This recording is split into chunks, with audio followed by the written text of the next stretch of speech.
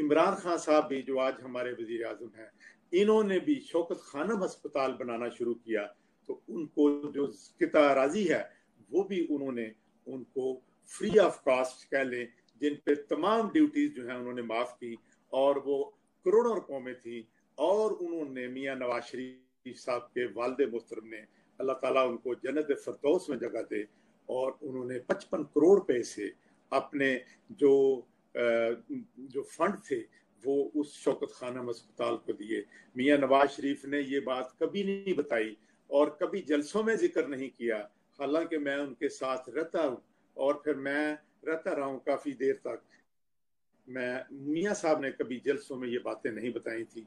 हमें खुद अपने तौर पे पता था कि इमरान खान साहब जब प्लाट लेने गए हैं मियां नवाज शरीफ साहब के पास, उनके पास एक दरख्वास्त थी और उन्होंने एक दरख्वास्त लिखी कि मेरे पास घर नहीं है, मुझे आप एक प्लाट दें।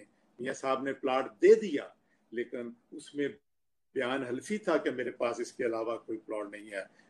इमरान खान साहब फिर दूसरी मरतबा दरख्वास्त लेकर भी गए, उसका क्या हुआ मैं इस पे कुछ नहीं कहना चाहता। ये नवाज शरीफ का विजन है कि अगर इमरान खान साहब वो सीढ़ी से अपने जलसे में गिरे हैं तो उनके पास उनकी तीमारदारी के लिए पहुंचे हैं, और इमरान खान साहब की जो जुबान है वो उनकी अपनी नहीं है।